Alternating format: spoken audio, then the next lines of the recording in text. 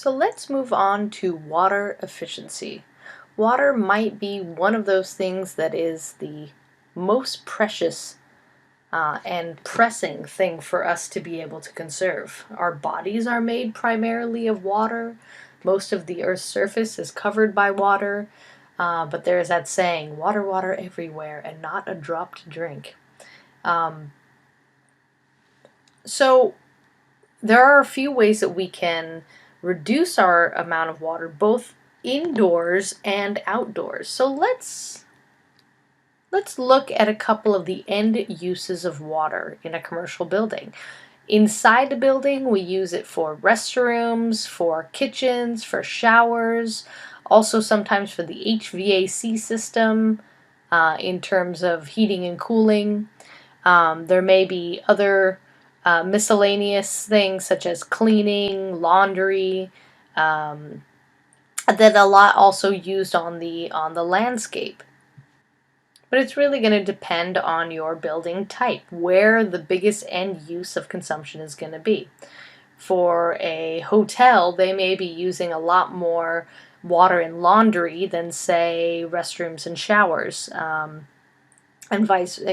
for other uses such as a gymnasium, there may be more used in showers and restrooms than cleaning at all. So really, one of the reason why I'm pointing this out is that when we're looking at reducing water consumption, it shouldn't just be by each end use. Sometimes it's helpful to actually even build a water budget for your project. Where are the biggest needs going to be? And then use your solutions to address it accordingly. So let's, as we're talking about saving water, let's just get it straight here. It's potable water that we are trying to conserve. Now, potable water is treated drinking water. In the United States, we use potable water in our toilets, to wash dishes, for our showers, and for drinking. Now, there are some that feel that it is a luxury and maybe even obscene for us to be using potable water to flush toilets. Does that water need to be treated um, to drinking water standards? It takes a lot of energy and processing to be able to bring water up to that standard. So again, we're talking about reducing potable water consumption. Gray water is one really great way to do that. Now, gray water is essentially second use. So these are, interesting examples. The one on the picture on the left is of a sink basin that's integrated into the toilet. So when you flush the toilet and the drinking water comes before it actually goes into the tank, it'll go into this wash basin so you can wash your hands, and then the rest of that water goes into the toilet. That's essentially second use.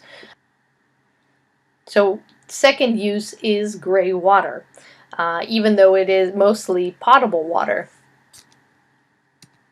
So again, we're looking at strategies to reduce water consumption both inside of a building, which is all of the fixtures that we use, and outside of the building. Some strategies for inside let's just go one by one. We're talking about toilets, for example. For toilets, there are great ways to reduce that. You can have a dual flush toilet. That means that there's a different flush for solid waste or liquid waste. You don't need as much water to flush down solid waste. A lot of even high-end buildings are now putting in waterless urinals that are designed to just need the cleaning. You just need to pour a bucket of water, but you don't actually need to flush it. But at the end of the day, you can just clean it that way.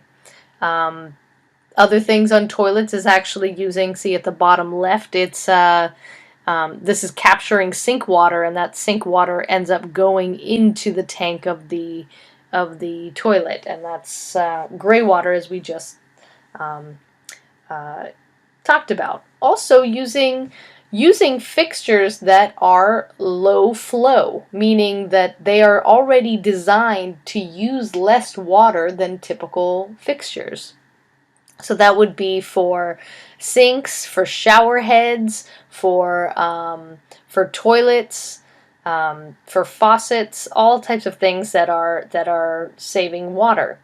At the top right-hand side of the slide, you see what are called aerators. This is actually probably one of the cheapest, easiest way to reduce water in faucets.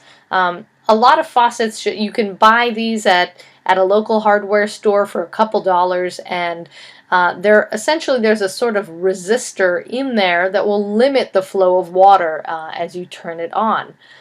So aerators are a really great way, easy way to reduce indoor water use. Again, low flow shower heads are also out there.